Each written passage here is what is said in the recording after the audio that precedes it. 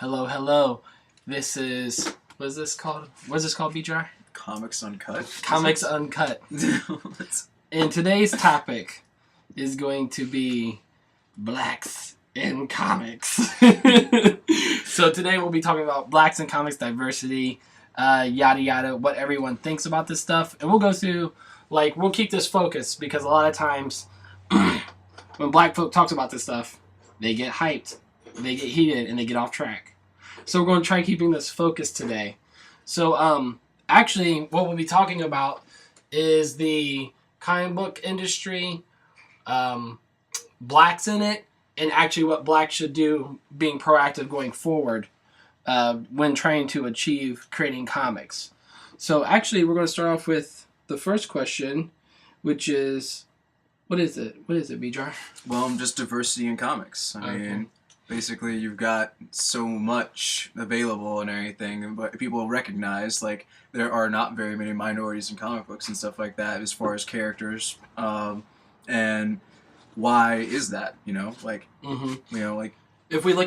we focus on the big two and think about Marvel, DC, that's a common place to start where everybody knows what those characters are. So if we look at those characters, and even into the image titles, because you can't disregard that either, because when they first started out, they had a lot of important people as well. Mm-hmm. So if we start with the Marvel and DC, what black characters, because Bijar is the comic guru here. I know comics extremely well too, but Benji has a broader view of it. I'll put Bijar. So Bijar, please tell us. Name off some characters. Let's just start there. Alright, well, let's see here. We got classics like Vixen, Black Lightning, Jon Stewart, Luke Cage, Falcon, Storm, Maggot from X-Men. Would you consider Maggot though? Would you consider Black Benji? Yeah, well, why is that? Why do you consider Black actually? I mean, he turns blue and he has a little white hair and stuff, but I mean, that's similar to Storm in a way. Yeah, you're a point. I mean, the thing about it is the way Joe Matthews and Charles covers. But that's what I'm saying. That's what I'm saying. He was completely stylized. He was swagged out. Yeah, he was a beast because Matt had him. But yeah, no. Okay, well, but what about the classic? The classic. Who's the classic? You're missing the main one. Oh, I don't know what you're talking about now. You gotta throw me up on here. Jack Kirby. Oh, well, duh, of course. Sorry. You can't forget. Oh, the Black Panther, of course. Yes, no. But this is basically your staple, though. You have black characters in comics, what was that? What was that series? It wasn't Evolved or whatever. Brian Wood picked it up from the 90s and stuff. It had that guy, the one black guy was Cold Cast or something like that. No, Cold Cast was that X-Men, but the Superman of the Elite. What was it was a Brian Wood book? Yeah, it was Deviate. Remember? Oh! Yeah. I didn't know about that one. Did he, so he revamped it? Yeah, he brought it back out again and stuff, and he was actually pretty cool. He was one of the nice people in it and stuff, even though they're all dicks and stuff like that. But yeah, you got Image and everything. Actually, Image held it down. Image, when they first came out, they had black characters everywhere. Mm-hmm. I can't remember the guy that headed Stormwatch, but he was the head of Stormwatch and black, and he actually held it down. You know what I mean? It was Then you have Spawn. Mm-hmm. Al Simmons. Mm-hmm. Shadowhawk. Mm-hmm. Second Shadowhawk. Okay. With AIDS. He had AIDS. They gave him AIDS. It's funny because, with the black characters, what they'll always do is give them their handicap will be something physical, opposed to Indeed. Actually, something a character development. Right? Yeah, it's not Well, Chapel was just he was psychotic and everything. Yeah, he had sharpened vampire teeth. But low key, if you think about it, you can't really I actually find that to make sense because it's if you think about it, it's projected, and this you have to veer off from because the idea is that you have to put it they'll put a stereotype on top of it, but you could flip that stereotype and look at them and see how they perceive it. So you can okay, so he has AIDS, right? So it's okay, well, I wonder where that came from or how that happened. Let me make sure that I got that right. Okay, that's fine. But even still, it doesn't matter. I mean, it's still, whatever you call it, a black character. Yeah. Okay, so if we look at... Let's start with... let's look at Black Panther. So Black Panther, black character, awesome character. I just finished up reading the Jack Kirby from the 70s, Benji, you read one of those issues too. That's when he returned to Marvel. And with that was just awesome. The way that Black Panther, and the way they promoted the character, and the way Jack Kirby, but Jack Kirby does it the best. You know what I mean? And I remember Jack Kirby talking about the reason he created Black Panther. And a lot of you may know this, a lot of you may not, but the reason he created Black Panther was because, so he did have HIV. Yeah. So Black Panther, he said he created it because he realized and recognized the black readership. So if that's the case, if Jack Kirby can recognize that, and you guys live in Jack Kirby's world, meaning the mainstream comic book companies, then what's the deal? But the thing about it is not to scrutinize them, because the thing about it, why would you wait for Marvel, DC, Image, and these companies to make the black characters that you want? So all you can do is scrutinize it at that point. I'm speaking exclusively to the black community at this point. And like, yeah, we can talk about minorities and all that stuff, but we're talking about blacks in comics. We're not talking about women, gays, etc., etc., etc. Like, cool, you know what I mean? But this is exclusively blacks in comics. So if we look at it, why do you think, BJ, why do you think blacks are so critical of Marvel and DC? Do you think it's because it's their dreams in childhood, like being crumbled? I mean, the whole thing is and stuff like that. This is the industry. You know what I mean? Like when people look towards comic books and everything, they look at these monoliths and stuff like that because these are the things that we had grown up with. You know what I mean? Like, granted, kids today and stuff like that read like Vertigo and like different things and stuff like that that are whatever you call it, like more palatable and everything too, like the broadening of the palette and stuff. But like most people that you're talking about today and stuff like that are like mainstreamed and stuff that are actually even still getting into comics and stuff are influenced by Marvel and DC because who's in the theaters? It's like Iron Man and Batman. You know what I mean? Like you don't have any other interjections there or stuff like that, and then nothing that's being sold and stuff like that in the comic books and everything gets more play than just whatever those superheroes and stuff. So they only think of superhero-dom and everything in these terms and stuff, and so they want to see characters representing them and stuff like that as a minority in these superhero worlds and stuff. But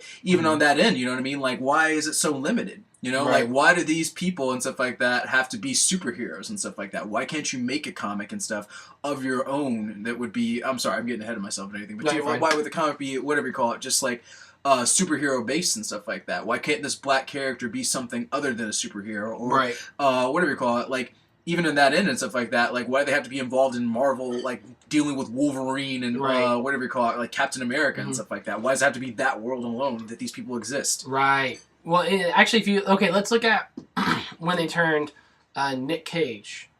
Sorry, not Nick Cage. Sorry, back up real quick. Well, Nick Fury. Thank you. But yeah, like when I mean, black. Yeah, they did that on the Ultimates and everything in the sense to whatever you call it, to shake things up and stuff, which worked really. I mean, which is why they translated it into the movie and whatever you call it. Like now the comics has Nick Fury Jr., who is black and stuff like that. But the basic thing about it is though, it's like whatever you call it, Mark Millar did something smart there that whatever you call it, like people didn't necessarily expect, because it's a very strange. Well, even though it's a very simple thing, it's all of a sudden like new because it's like, oh, Samuel Jackson looks like Nick Fury. Nick Fury is Samuel Jackson. Like what a quinky dink. Yeah, now we have a movie. You know what I mean? Like, and like the weird thing about it is, but think about it this way. So do you think blacks embrace the Nick Fury character? Now, do you think it's easily scrutinized? So, for example, in the movie, when Captain America assumed he was conspiring against the rest of the group, do you remember that part? So, in that case, do you see that as a black male, do you see that as a representation of, like, the status quo, the American standard, or do you look anything into that? Do you critique it or scrutinize it, or is it just a story, a narrative? To me, it's a narrative because that's what Nick Fury is to the Marvel Universe and everything. He's always plans on top of plans on top of plans and stuff like that. It's true to the character and stuff. What makes it different on that end, though, is because Nick Fury is now black and everything. You can add that layer to it and stuff instead of him being benevolent or whatever else. But even on that end, it's more or less like, why should a black character and everything only be limited to just being like the benevolent martyr or whatever the heck else and stuff like that, like the magical Negro. You know what I'm saying? Like, well, think about it on this level. So if we look at a lot of people critique, I think Nick Fury, the black Nick Fury, went over well because if you see the character, he doesn't look ridiculous. No. He exists in real life. Captain America's the joke. It's like people, like when you watch the Captain America movie, first of all, people didn't even like that movie. I liked it. I didn't. But like, I also like Fantastic Four. I like all of the movies. I'm just happy they make comic book movies. Mm-hmm. So I'm so biased that I just like it all. Now, I never seen Green Lantern because I knew Green Lantern was whack as a comic. So why would I even bother seeing a Green Lantern movie? Right. So anyway, we're veering off. So if you look at Nick Fury, I think the character goes over well because he's just a normal dude. Like, he exists in the real world. Like, you see mad black folk with a patch over their eye. You don't be so, like, even Left Eye, rocking the condom over their eye. He's got, I mean, the thing about it is, like, he looks like Shaft. Samuel Jackson was Shaft, yeah, actually. What a I mean, like, thing. there's no reason why or anything, like, he, whatever you call it, like, would be, like, anything but cool and stuff like that, because it's already really much just established, you know what I'm saying? And the funny thing about it is, like, Nick Fury doesn't. What's his power base? He doesn't have any. So he's just normal. He's got the Lazarus and everything, you know, the Lazarus potion that restores his youth and stuff like that. But he's just a bare knuckle fighter and everything. Right. You know what I mean? That just happens to, whatever you call it, be at the top of the food chain and everything because he's got strategies. But that's it. So now flip that. Now look at when they make characters, and this is why I think the characters don't work. Is because I don't give a shit about their name. Like, I don't, Black Lightning, whatever. Yeah. But you ain't go, if you saw a black man walk around the street looking like that, you're gonna be like, you're gonna laugh. Yeah. People in wherever. I mean, I'm not going. Okay, like the background real quick. I grew up in a rough environment. Grew up in quote unquote the hood, whatever. Benji grew up in a well-to-do environment. Not somewhat. Okay, yeah, somewhat. Then it changed. Suburbs, and then it changed into something else. So the dynamics here are appropriate. So we're speaking on both levels. But what you have to recognize is, though, from my perspective, if a cat like that was in the hood, he'd either be awesome, like that one black dude in Seattle, who be going around whipping ass. Like, he's awesome. And Phoenix, he has, whatever his name is. Yeah, and he has an awesome costume, right? Yeah, I mean, he even goes to a comic shop to change into it. Yeah, that's great, right? But Black Lightning amongst other black characters, when they dress up, look ridiculous. Yeah, they look. I mean, the thing about it is and stuff. It's like when you're talking about Jack Kirby and Black Panther and stuff like that, you're talking about like very much a spirit of the time. You know what I mean? One-to-one correlation. But, I mean, I think that outfit works too, though.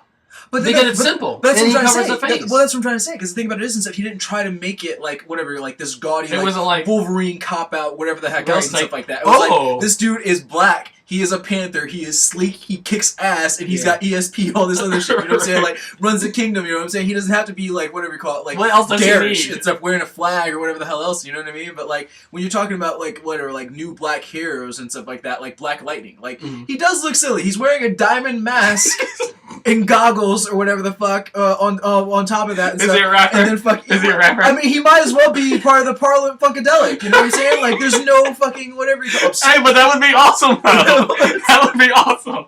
That's the thing about it. Is like that would be cool. You but they don't take it in that context. No, they don't take it in that he's context. shooting lightning from his fingers, and he's like, "Oh, I'm black, so I have to be like." And then what was it, Mr. Terrific? He's got like a T on his face. What is that? Like, so you say they played him? I mean, yes. Okay, well, what about the new Nightwing, right? What about the new Nightwing? Is it Nightwing? Who's black? Who's the new black one? Is it Nightwing? Oh no, you're talking Vibe or whatever? No. Let me look this up real quick. Okay. So anyway, we'll continue on. So like a lot of times blacks will critique the black characters because they'll say, why do they put them in like a t-shirt or like make them just like black, normal, right? Yeah, normal. Whatever. Which I actually prefer. Yeah. Because like if you look at why do you think they made like if you break it down. The first successful Marvel movie. X-Men. No. No, you're right. You're right. Because that's what the public thinks. Blade, exactly. They came out the gate with the black film, and it was Wesley Snipes, and it was before the Matrix and everything. It was he had a before trench the coat, and that's the new cape, basically. Right. And body armor, and he's badass chopping heads. Yeah. Turning to Wesley Snipes. Yeah. So it's like the thing about it is that you have to recognize what got them out the gate with the movies. So with that being said, people forget that one. Mm-hmm. Yeah. You know, and that's my dude, Gene the Dean Colan, rocking those pages, making him look awesome. Exactly. There's actually, it was like, Gene said that, I was listening to an interview, and he said, I went to see that movie, and I walked out.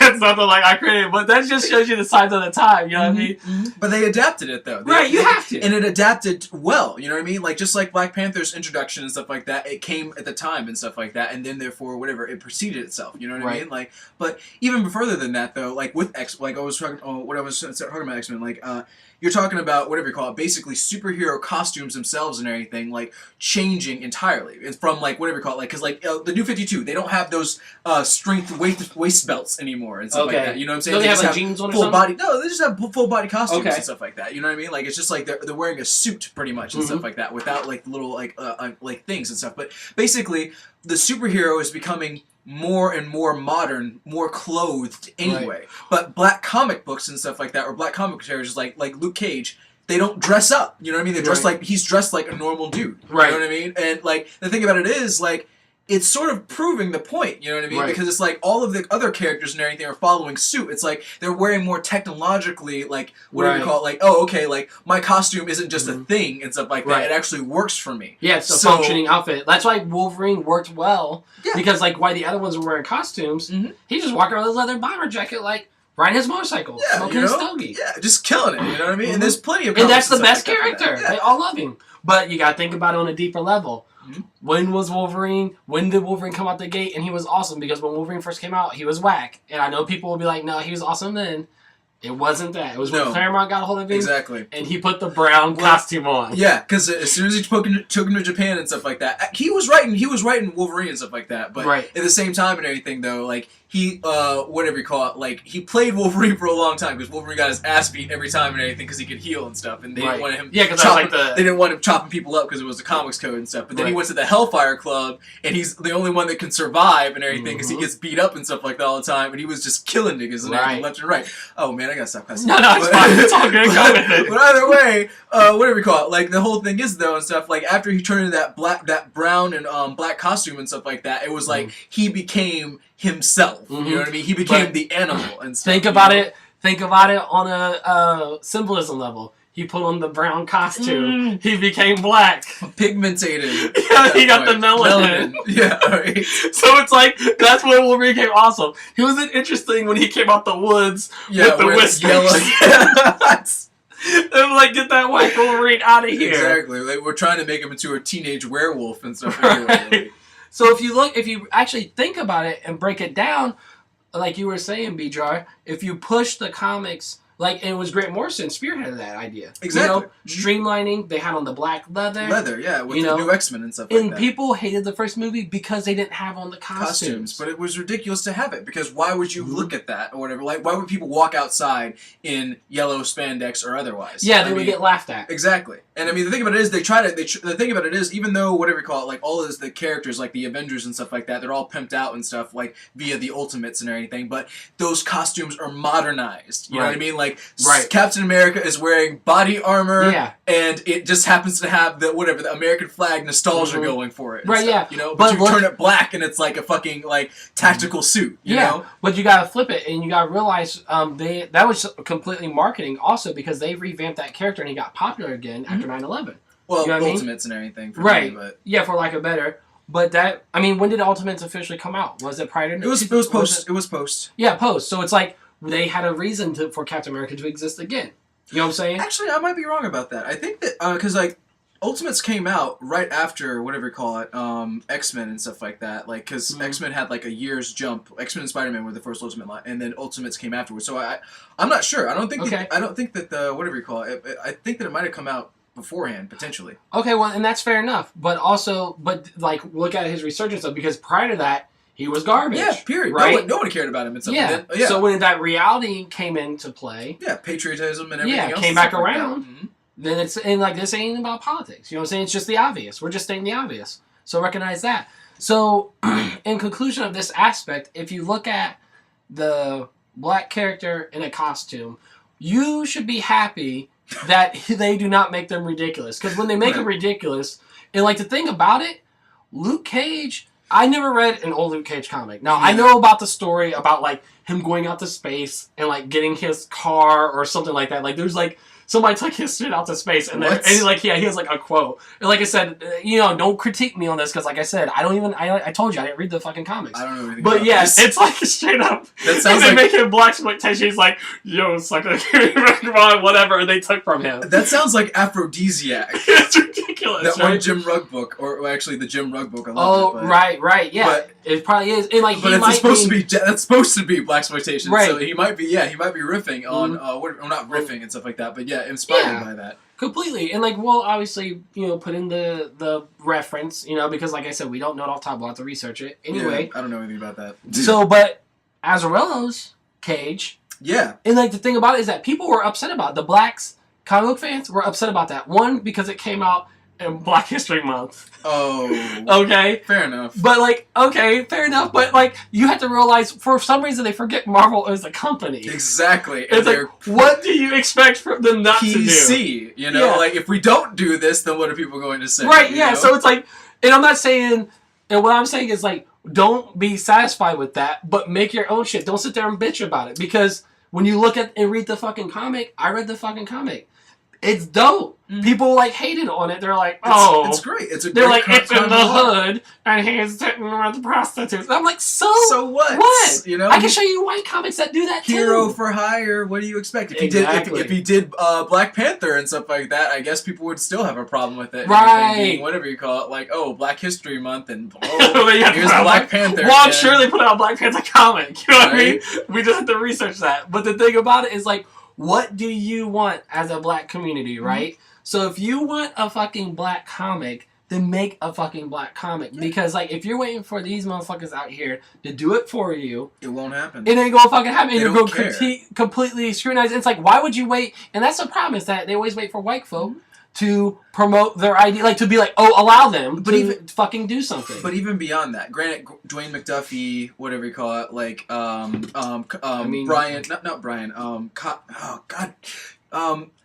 Why I Hate Saturn. Come on. Oh yeah, Kyle Baker. The dude. Those guys went out and they made black characters. You know what I mean? They didn't care and stuff like that. But the thing about it is, like, black today or anything, when I hear like black creators or black people talking about comics and stuff like that, it's like they want this distance, like where it's like, oh yeah, I want to create whatever you call it, like comic books and everything, but I don't want to create black comic books. But then you have all this people and everything talking about like, why are black people in the industry or whatever? But it's just like, bro, like if you want to make a comic book and stuff like that, make your own stuff. Yeah. Don't rely on Jack Kirby World or whatever. He made that up, but he made it for you to go ahead and go forward with. He didn't want you to do the same thing. Right. You know, you don't have to go and play with Captain America and Wolverine and Batman and Superman and Wonder Woman or whoever the hell else and stuff like that. Just do your own stuff, you know? And the thing about it is and stuff like that, at that point, for real, like, you're talking about, do you care about making a minority character or not? Mm-hmm. If you don't care about making a minority character yourself as a black person and stuff like that, then don't worry about what Marvel's doing and representing you and stuff like that. Right. You know what I mean? Like, because that's their lane. You know what I mean? Like, they already own all that stuff. They don't need you to, whatever you call it, like, interject and stuff like that with your, like, make me a black styled Wolverine, whatever the hell. You know what I mean? Like, it's not worthy of that. Yeah, because break it down. Like, with the comic books, you can look at people like Mark Baker. This is a black guy who was drawing fucking voluptuous women, and he was awesome, right? I got a lot of his work. He was doing Phantom Lady. This is like all your golden age shit. You know what I mean? Mm-hmm. He's awesome. They just put out a book on him. They're hyping him now. They recognize his worth. You know what I mean? But you gotta realize this. They're like, no, you come after all these other greats, right? Exactly. And then we'll recognize you, okay? And now the thing about it is that we can look at a lot of things, but in the sense of like where they did compliment blacks. But the thing about it, to be honest, blacks are not in the history of the Western, they are West, but the comic books in general. Yeah. So it's like, why do you want something from them? Mm-hmm. So you have to be creative with it. So like the example that we used with like Wolverine putting on the brown costume, I identify Wolverine at that point as being black because he has on brown skin. Like he is down. He's gone to Africa quite a few times. Yeah. The Jungle Adventure with Apocalypse. He ain't playing. Mm-hmm. You talking about the Mike Mignola one? Mm-hmm. Yeah, which is great.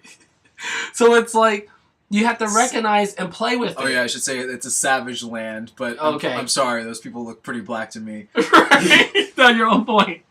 And they're at least thick lady like Frank Frazetta style that happens to have dark skin. Mm-hmm. What do you expect? And they look low-key like the South Pacific, you know what I mean? Mm-hmm.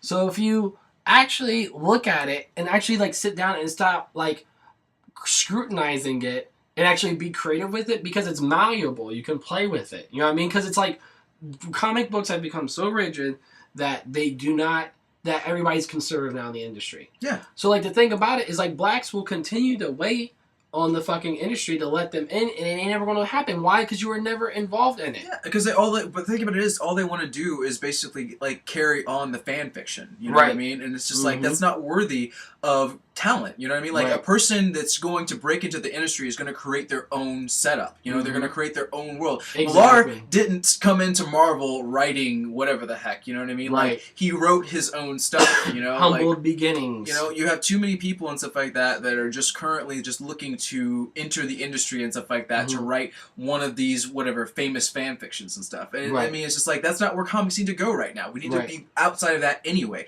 And especially whatever, if we're talking about minorities and stuff like that, that's something that shouldn't even be in anyone's mouth. No one should want to make a minority character from Marvel at this point. They should try to do their own thing. Exactly. So, like, if you look at the parallels I like to reference, so, like, in black culture, a lot of times, like, the positive black references that they'll use, they like to compare rap to comics. That's fine. I get it. You know what I mean? And let's run with that. So, if we look at that, they'll prefer the conscious rap. You know what I mean? These are then we're talking about like archetypes and stuff like that within the black culture. So they'll prefer Common, Erykah Badu, which, you know, to each their own. Like, I dig on Roots. I like all this stuff in general. Like, I'm easy going, right? Yeah. But then on the flip side, someone who would represent actually a comic book character, we can say like MF Doom. Now, people listening to this podcast probably know who MF Doom is, right? But let's pull this out a little bit. Let's go mainstream, since this is where they want representation of for a black comics to be at. Like, let's go more mainstream. So, you know, your mainstream audience does not know who MF Doom is. They never will. They don't. And if they listen to him, they'll be like, he's garbage. Yeah. Why does this sound like a cartoon? He's not talking about bitches and hoes. Exactly. Bitches and hoes, money, diamonds, his cars. Weed and his bees in the trap and stuff. But flip it now. So if we're going mainstream, and you bring up a good point, because you mentioned bees and trap, Nicki Minaj looks like a fucking superhero. Yeah. Does she not? Yeah, and she commands it. She has superpowers. Exactly. And then if you look at Lil Wayne, they hate Lil Wayne. He's the ultimate cartoon. Yeah. To quote Lil Wayne, my friends are imaginary. That's a fucking cartoon. Right. So why do you hate Lil Wayne and Nicki Minaj, but you like the conscious rap? Now, I'm not saying like the buffoonery. You gotta remove that, because that's like the shortcoming of where the trap is. Because they're like, they want an ideal representation. But what I'm saying is you can take these aspects and these archetypes within, use rap as a barometer. You know what I mean? Instead of like referencing and being under it. It's like, no, you're above that. You're art. Yeah. Like, rap still is trapped within these confines of a stereotype. So you can use that, and you can look at that and critique it, and use that and see what works and what doesn't, and apply that to comics. So, like, Lil Wayne is a dumbass motherfucker making dumbass fucking music, and, like, I don't give a fuck. Like, that Dedicated 4 album is cold as fuck. I don't even like Lil Wayne, but that shit, you can't front on his skills, because the thing is like, he's the most creative rapper ever. Now, people might argue, and, like, don't be fucking putting comments and arguing about Lil fucking Wayne, because I don't give a fuck about that shit. But what I'm saying is that he's so liberal with what he says. No rapper was talking about, and I'll be frank, nobody was talking about eating pussy before Lil Wayne. That's very Blacks true. Don't touch eating pussy. That was like a taboo in the 70s. Now every rapper talks about eating pussy. Exactly. Now the thing about it, yeah, exactly, post Wayne. Now the thing about it is, like, you don't necessarily, so what I'm saying is open up. recognize these things, pull from different areas, because if you're pulling from comics constantly, you're going to get nowhere. Because they're not letting you in. Yeah, because of when it comes down to it and stuff, the only people that succeed in anything, that have success artistically, are people that actually are looking outside of what their art is and stuff. They're able to, whatever you call it, like, they're wanting to bring something to the art. They don't want to be the art. Exactly. You know? They already have their own voices and stuff like that, and they push it and stuff. And the thing about it is and stuff, you're talking about a bunch of people at this point that only want to be part of this whole like movement and stuff. Right. They want more Black Invincible or like Black Ultimate Spider-Man and stuff like that. But that's not the way that we should be going. You know what I mean? Like, you want to make your own character, period, and have their own little world that they work in and work their problems out in and whatever else and stuff. I don't care if it's a therapy session. You know what I mean? Just do your own thing. Right. Because if it's anything outside of that, it's just going to fall flat on its face. Exactly. And if you look at it also, because you can, and the great thing about this is you can apply this stuff and look at it how it worked in white communities in the comic book, within the comics. Exactly. Clothes. What the fuck? Yeah, clothes. Exactly. He's like, I love Ditko, but I don't really like drawing superheroes, so I'll make my own weird comics. You know? And they just happen to be published and be successful. He's making movies and win awards. That sounds like a pretty good damn idea to me. Exactly. And look at Art Spiegelman. Shit, it's his biography, or his father's got biography. You know what I'm saying? Like, and like, Benji, what the fuck is the one book by M.F. Grimm? Oh dang! Cool. Is it questions or answers? What you guys? You're looking at a picture of it right now because I'm gonna put a picture of it in here. But this comic book by M.F. Grimm, it's his whole life. It's his life, and it's better than Mouse. Exactly. It's better than Mouse. I cried. I cried with Mouse too. I cry with a lot of comics actually because I love them. But I cried when it came to reading this comic, and I'm a find it for y'all, so y'all be patient. But the thing about it is that, and he won an Eisner Award off of it. The industry recognized. Vertigo published it. Yeah, because it's true. It's true to his experience and stuff like that, and he just put it in a form that happened to resonate with him and everything that happened to be with comic books and stuff. There's nothing wrong with doing something outside of superhero-dom to actually, whatever you call it, create a comic. Which goes back to the point of the lack of the costume. Exactly. If you go back, because the thing about it is the black archetype is already the best. So it's like, and I'm not talking about from a like, nah, fuck that. Yeah, the black archetype is the best because they're the coolest motherfuckers you'll see in movies and everything. The magical Negro just pops up out of nowhere, does awesome shit, gives them the wisdom, and then keeps it moving. It's like, gave you the jewel. Boom. Let's keep it moving. So it's called Sentences, The Life of M.F. Grimm. Now, the thing about it is that all this talks about, and this is like better than the Odyssey. This is better than Iliad. This is like on par with Menace to Society. But it's real life. That's it's real fucking life. Menace to Society was like a hodgepodge of like the black culture. Yeah, it was a tragedy. It was a snapshot of whatever you call it, like the current culture and stuff like that, in which people hadn't experienced yet, you know. But okay, and then if you look at Sentences, M.F. Grimm, it's better. Yeah, because the thing about it is, it's a first-hand account of actually how that occurred. Yeah, you know what I mean. And I bet you mad black folk haven't even read that book. I bet you nobody read that fucking book because white folk ain't gonna read it. So black folk. Like, they don't even fucking know about it because it wasn't promoted to them. You got fucking dig for that. If you know, you gotta trace the fucking trails. If you know who M.F. Doom is, and you're like, okay, Grimm. And you're like, what? Grimm writes for the fucking, he writes for a couple of websites, like, Comic Vine, I think. Yeah, and does interviews. He interviewed Grant Morrison before. Like, he's fucking established. It's interesting because I interviewed Grant Morrison because, Grimm's in a wheelchair. Yeah. And, like, Grant Morrison's, like, looking down, but it's just, like, camera on him. He's, like, looking down at the camera, so it's interesting to see how that works, the dynamics in that.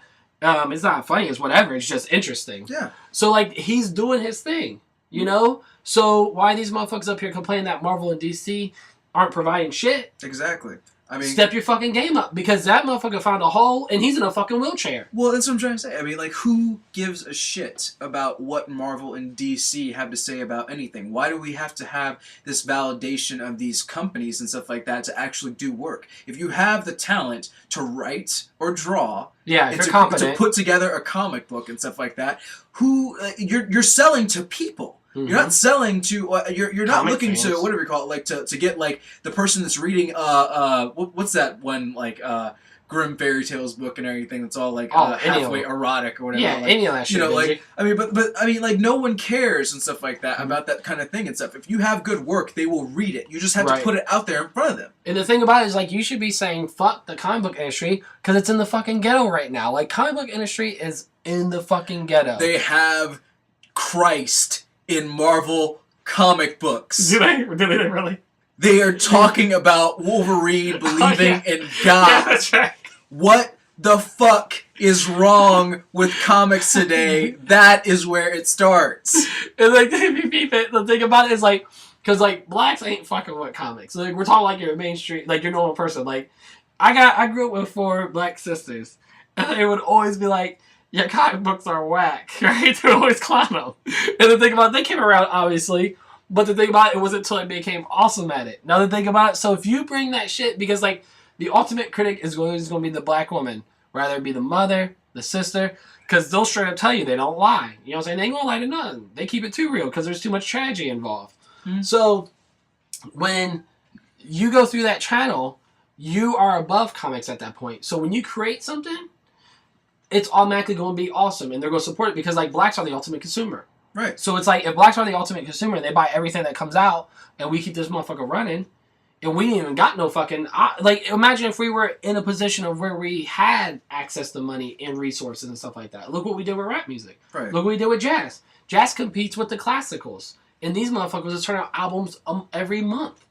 So it's like, let's keep it real and recognize this shit. So at that point, you can just go outside that demographic, because the thing about it is, like, the comic book industry cannot even go to the black demographic, the main culture. We're talking about like the mainstream black culture, because the black culture ain't going to pay any fucking attention. They're like, comic books are garbage. I'll watch your movie and call it a day because my boyfriend likes it. Right. And I'll get him a fucking t-shirt at Target. But besides that, they ain't fucking with comics. No. So if blacks were doing comics and they were awesome, and then, you know, some dumb... Because actually, comic books are too fucking corny a lot of times. Yeah, I mean, because the thing about it is and stuff, they're trying to sort of, like, rekindle this, like, old school, like, I'm going to try to do, like, Jack Kirby and stuff, or, like, try to take those they live in that world. Elements. But it's just like, yeah, that's what I'm saying. Like, that world is done, you know? Like, that world is not representative of what we live in today. Today, we do not look down on single mothers and stuff like that, you know what I'm saying? Today, we do not, whatever you call it, like, call, like, gay people and stuff like that, like, degenerates or whatever the heck, you know? Like, today, we have a different set of rules, but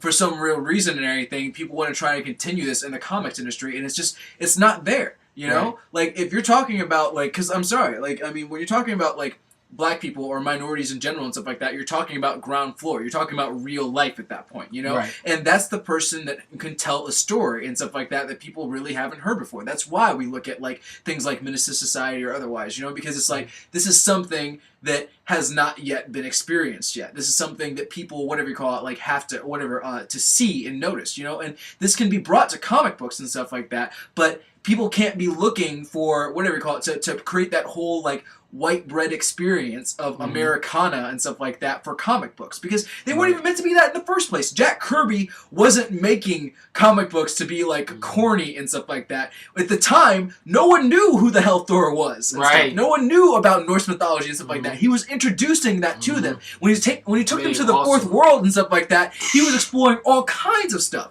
There's nothing that he was bringing to the table that was actually of his time period or whatever the heck, you know what I mean? Like, you can't go like, try so far in the future, it was unreal. Yeah, but right now we've caught up to Jack Kirby and stuff like that. Our culture is beyond Jack Kirby and stuff. Like, it's not taking anything away from him and stuff like that, but the culture has to, in comic books, has to represent that. And your own point, Benji, but that can also be disputed, because you can read a lot of this stuff and you're just like, you know, you couldn't scrutinize that. You know, you could look at it under a a magnifying glass and be like, damn.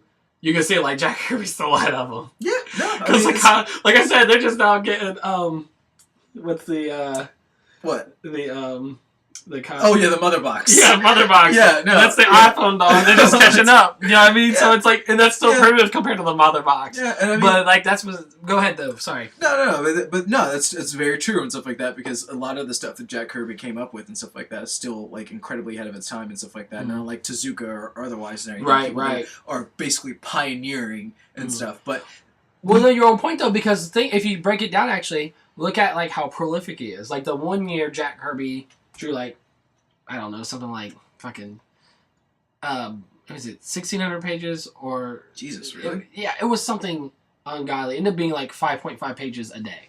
God. Right?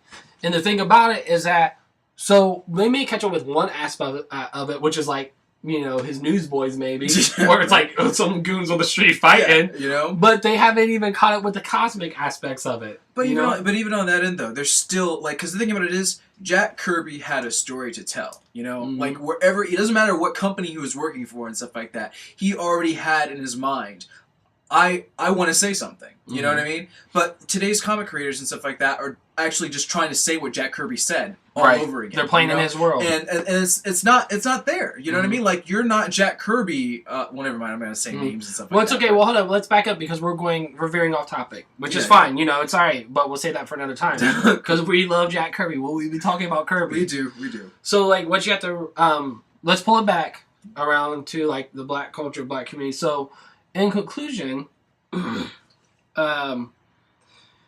What do you think is the importance of creating your own language and your own comic? Like, do you think blacks going independent and because, like, I mean, obviously this is where we're going and we're going to conclude on this point.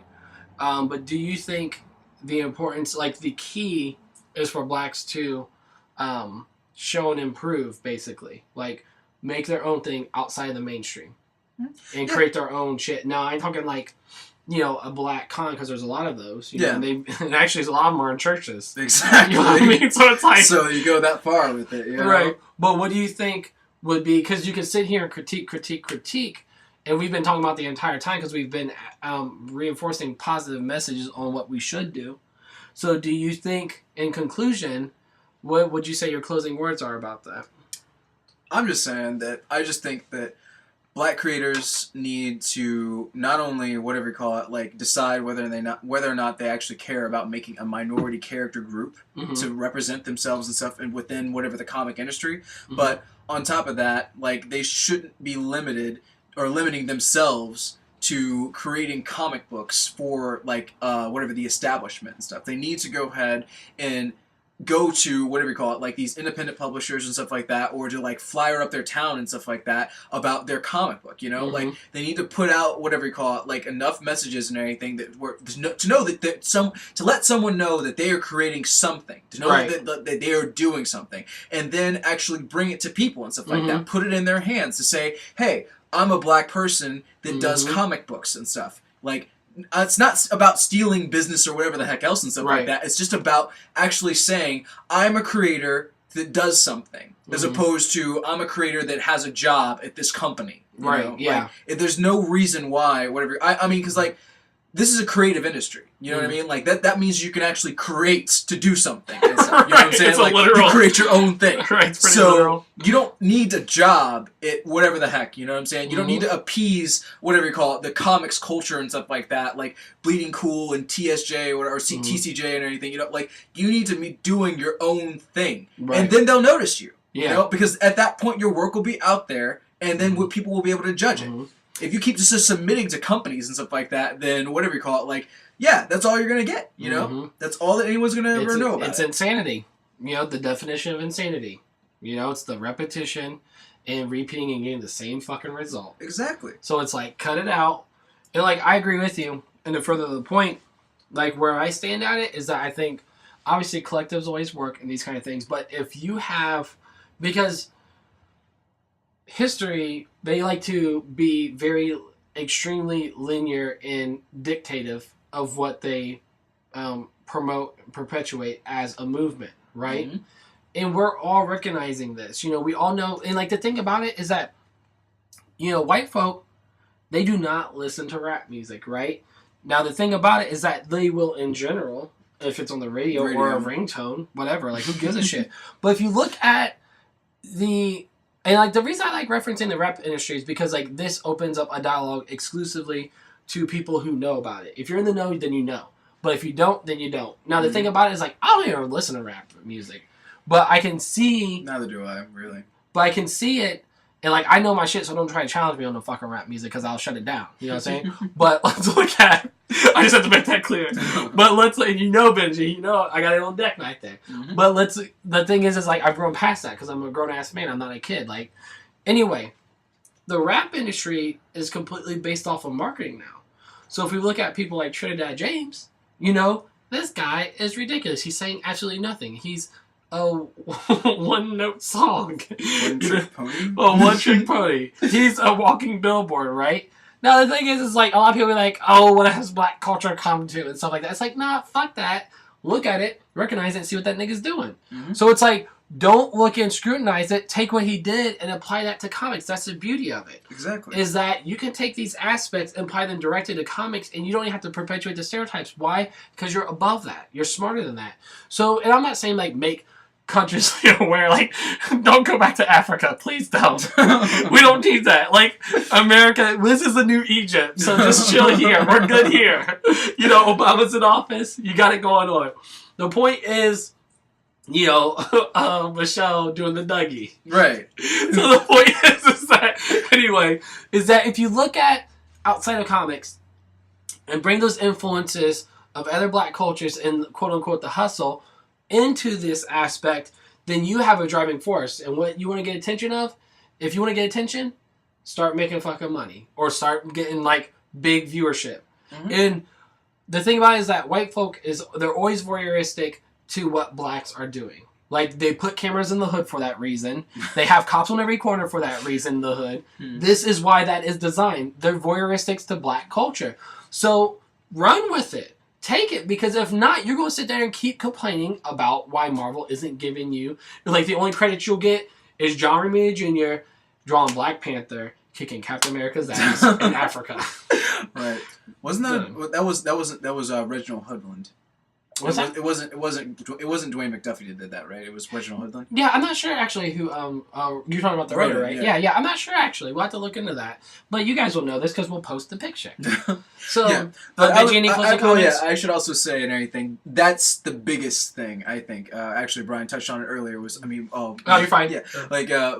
Yeah, collectivism in comic books. Like, independent creators need to combine.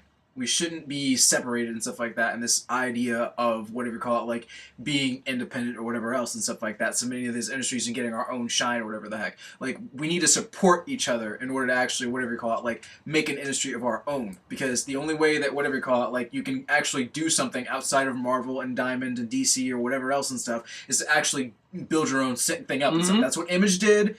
That's what Dark Horse continues to do, like, people need to make their own collectives to ensure that comic books get out there and stuff. Yeah. Instead of actually trying to just do this solo and everything and just putting, like, all of your money and otherwise and everything into it and stuff. Because that just hurts in the long run. And you make a few valid points there that I agree with. I agree with most of your points, obviously, but to be specific, when you are referring to the... what was the word that you... backtrack for me real quick, Benji. You mentioned... I was just saying whatever you call it. A collective? Yeah, the collective and the whatever you call it, like submitting to whatever you call it, like DC and Marvel, and then solo success as opposed to whatever you call it, like... Thank you. Got it. Okay. It came back. So it's like, and if you see like black culture, we love to hate on each other all the time. Mm-hmm. Now the thing is what you have to recognize, and I promote, like, I know, like, I'm not necessarily like, I'm always a positive person, but I'm not like an idea, a dreamer. I'm a realist, you know what I mean? So it's like, we have been detached from each other, right? And they did that intentionally. Now, I'm not referring to they as like, it's the invisible they. You know what I mean? It's history, tragedy, those things. It's not exclusively like the white man. Like, fuck that. You know what I mean? You gotta be bigger than that. So we are divided. So if, it doesn't have to, and what you have to recognize is like, we are talking exclusively about blacks, but it's not black specific. So if like you got some white boys that are down and they're drawing fucking comics and they like the shit you're doing, then fucking roll with them. Exactly. Period. It doesn't matter and everything what race is involved or whatever the heck else and stuff like that. It's about what creativity and everything you're bringing to the table and stuff. Exactly. So it's like you have to collectively, because Benji and I included, are creators. So it's like come together collectively and be a driving force. Spearhead the shit. Now the thing about, and ignore them.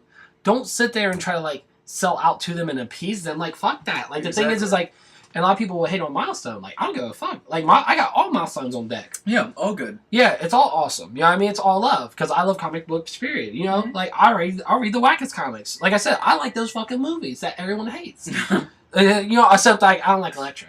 You know what I'm saying? Like, or like Daredevil. But if I went back and watched them, I might like them. But I know the comic books. You know what I'm saying? So I know they're awesome. Anyway, that's besides the point. The point is that collectively coming together and making this a driving force. So I think that's like, Benji, make a closing statement if you have any. If not, we'll end it here.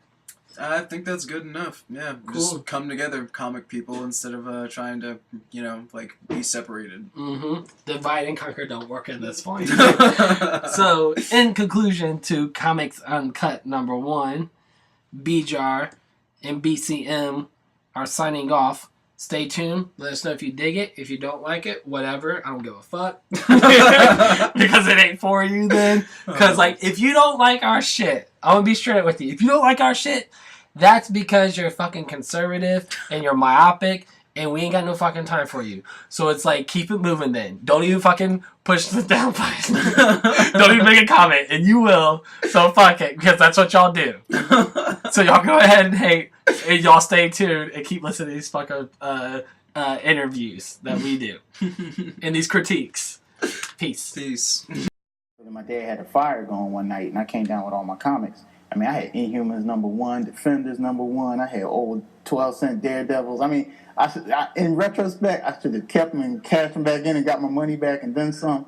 But it was the point of it, because I was a little radical back then. I mean, it's like, when my father said certain things, it's like I wanted to be like my dad. So it's like, yeah, I'm going to throw these things on fire, you know. And I burned them. And I think that was significant to me because the burning of the comics burned what they were engraving in my mind.